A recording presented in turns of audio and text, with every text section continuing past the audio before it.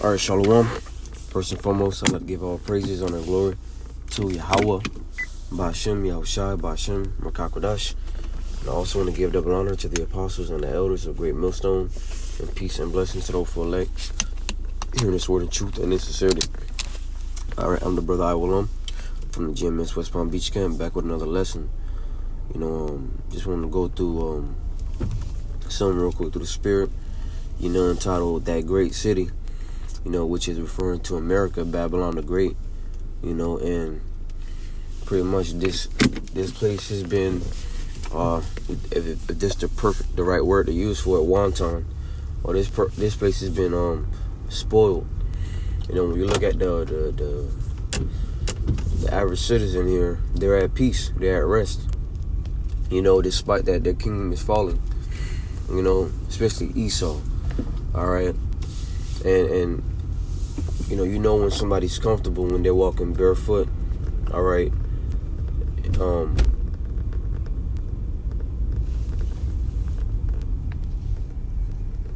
Slacking. God, slacking. They're comfortable when they're walking barefoot on the floor, and the floor dirty. But this is the state of America, Babylon the Great. And pretty soon it's gonna be no more, man. I can't wait till Yahweh Ba'ashem Yahushua wipe this place off the face of the earth. This place is really a cancer to the world, man. When you look at it, this is why the Lord in Malachi 1:4 called Edom. All right, and Edom is synonymous with America because the Edomites run, all right, America. But Malachi 1:4 says, that this is the border of wickedness. So the wickedness you see going on around the world, is springing forth from America. All right. But this is Revelation 18 in verse. I'm gonna start from 15. It says, "The merchants of these things, which were made rich by her, shall stand afar off for the fear of her torment, weeping and wailing." The merchants, pretty much the nations that made money off of selling their merchandise, to America. Because when you look at it, places like China, they make stuff at India, these different other nations for cheap, all right, cheap labor, cheap material, and then by the time the merchandise hit the soils of America, they're selling that shit for 2 bands a piece, But that just go to show you how,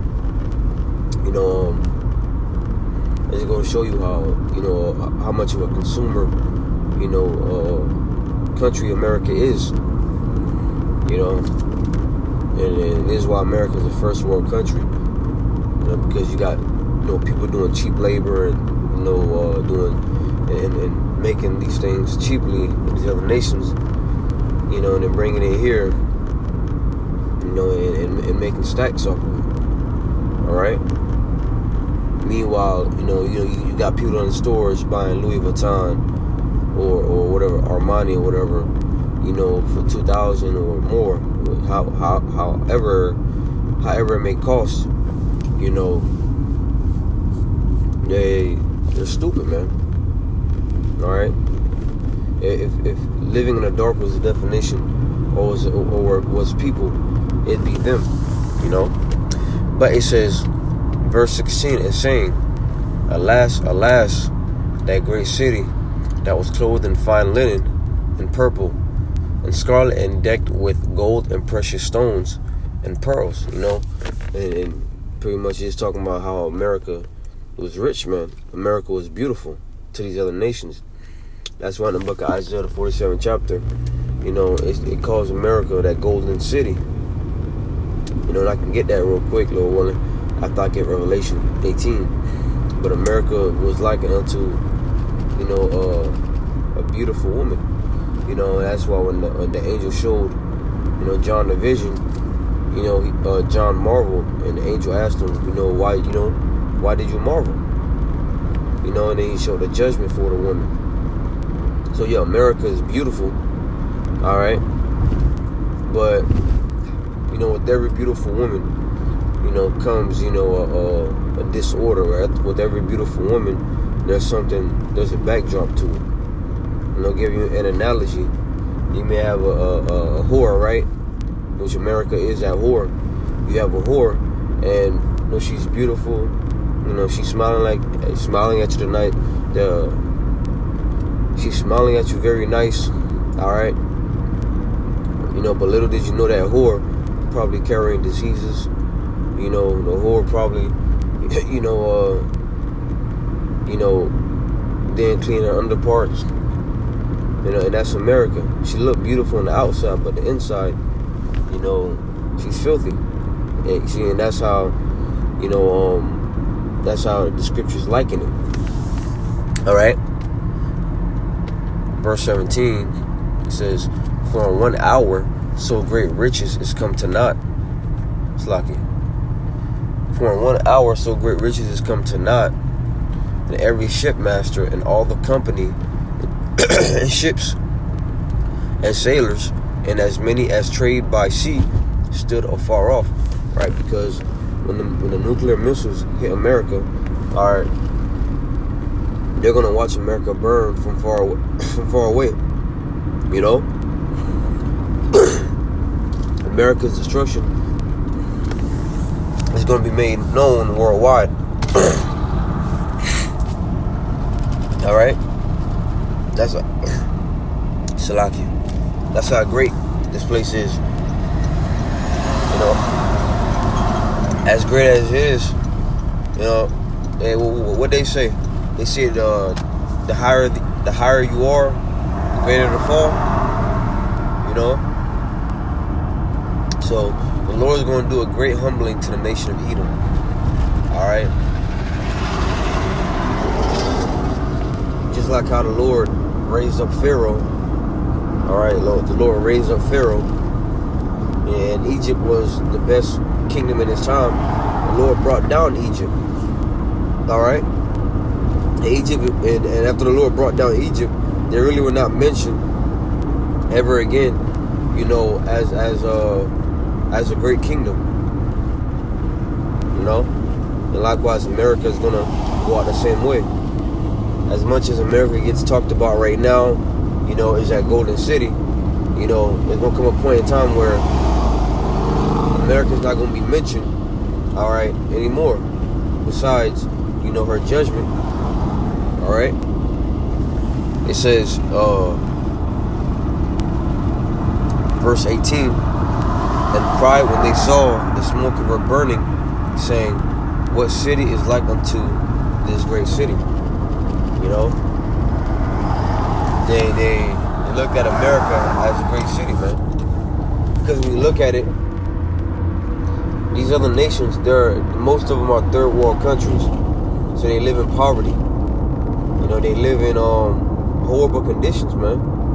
All right, so when they look at the lifestyle here in America, and really, the way we're living here in America is not what's advertised to these other nations.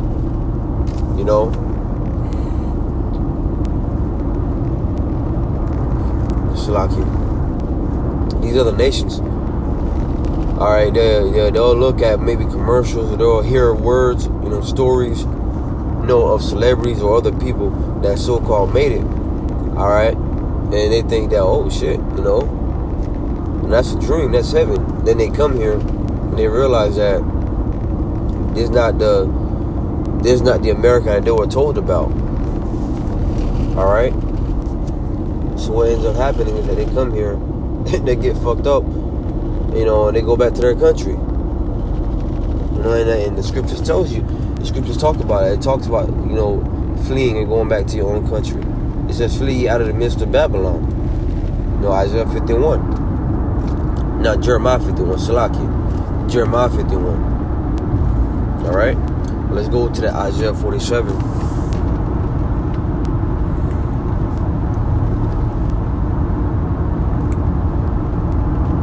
Isaiah 47.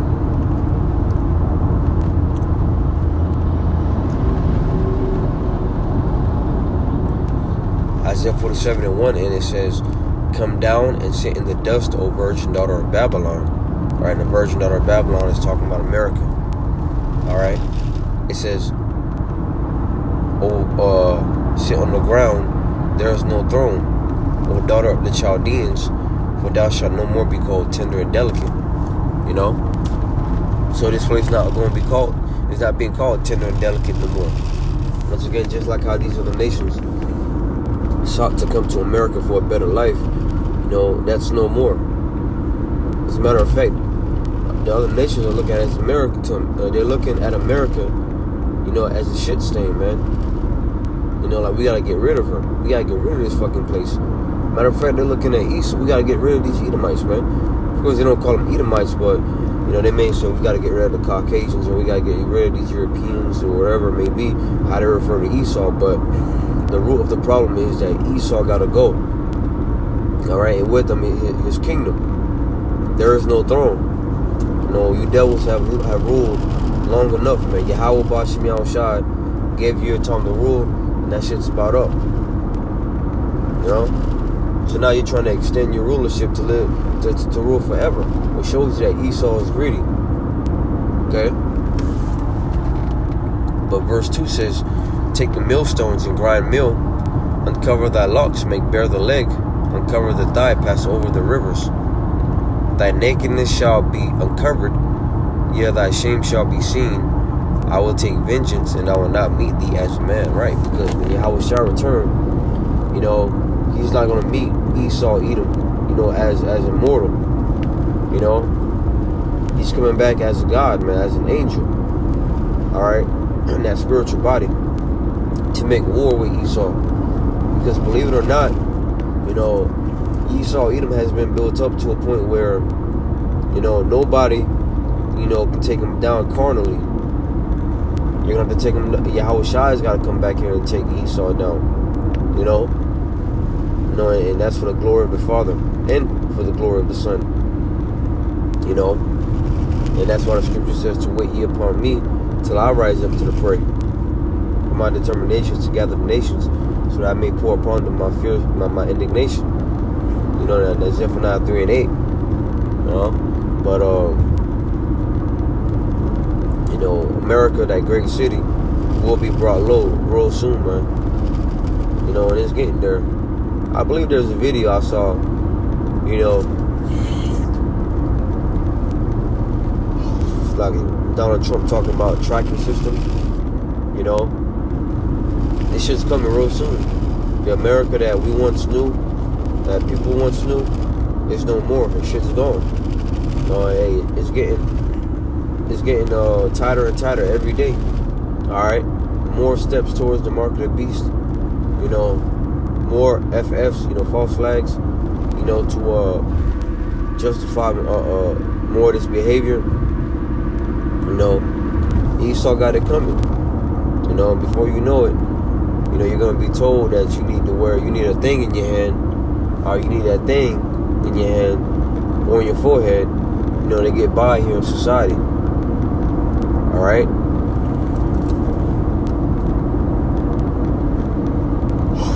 And it starts gradually.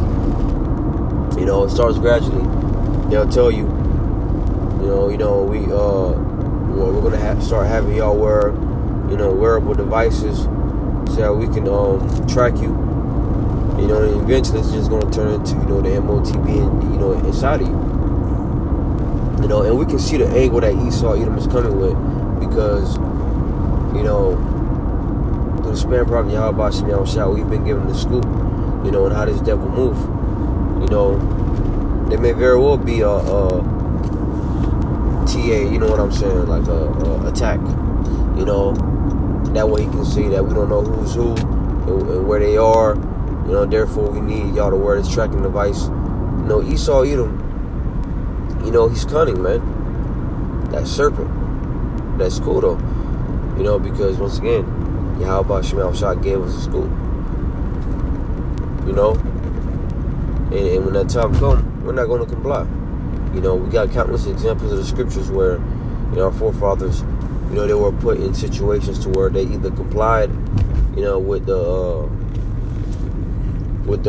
orders to go against Yahweh Bashim Yahushua, you know, and they chose to rather die for, you know, the love of the Lord. And likewise, we come in that same spirit.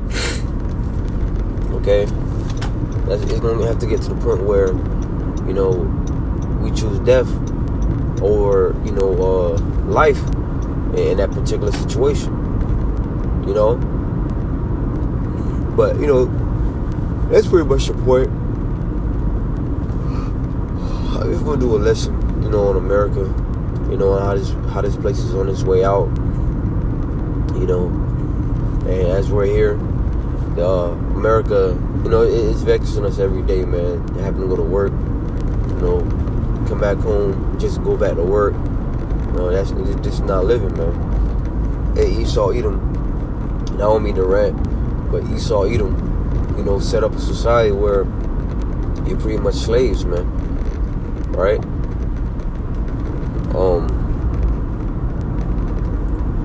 I'm gonna get that 2 Peter.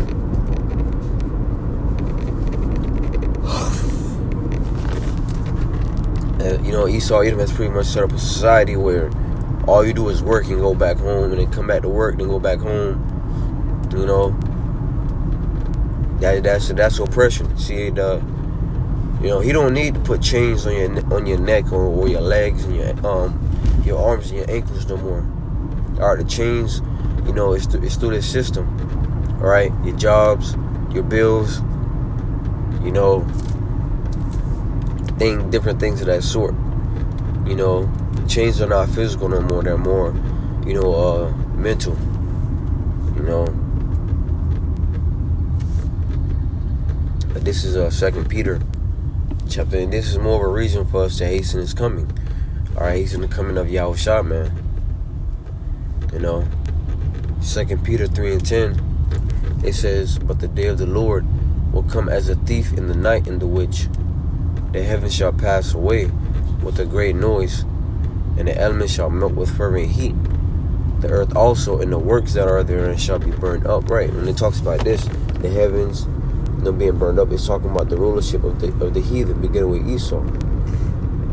All right, because what's going to happen is, after the Lord sends the nuclear warheads, all right, and the chariot, the fire from the chariots, you know, this place is going to burn for a long time. This place in Israel, all right, where the Amalekites, you know, are at, and also, you know, different parts of the world where the Lord decides to send nuclear fire to. All right, but America is the main place of judgment in the Bible. You know, this place is going to burn for a long time, you know, and after the burning, you know, I beg to say, not even after the burning, it's going to burn for a long time, but, you know, a new heavens, a new kingdom, a new rulership will be established on this planet, to where, you know, order is set up again. You know, this is what we're looking forward to. All right, it says, verse 11, "Seeing then that all these things shall be dissolved, what manner of persons ought ye to be in all holy conversation and godliness, looking for and hastening to the coming of the day of the Most High, wherein the heavens being on fire shall be dissolved, and the elements shall melt with fervent heat." See, it says looking and hastening to the coming of the day of the Lord. You know, we're looking forward to the coming of Yahushua, right? You know, because, you know, I know bros, you know, you few sisters gotta be tired, you know, tired of this shit, man. All right. Once again, this is slavery. All right. Salaki. Jay driving right now, but it says, "Nevertheless, we, according to his promise, look for new heavens and a new earth, wherein dwelleth righteousness." You know, the new heavens and new earth, once again, that represents new rulership. All right. And that's what we're looking forward to, the new rulership of Israel. All you so-called blacks, Latinos, Native Americans. You know, so this, you know, it's coming soon. You know, and Lord willing, sooner than later. You know, we pray to Yahweh Shem Shai to destroy this place every day, man. All right, but Lord willing, this lesson was edifying. I want to give all praises, honor, and glory to Yahweh Ba'ashem Yahushai Ba'ashem Rakakodash. I want to give double honor to the apostles and the elders of Great Millstone, and peace and blessings to the full length, hearing this word in truth and in sincerity. Until next time, I say shalom and a Baba Ball.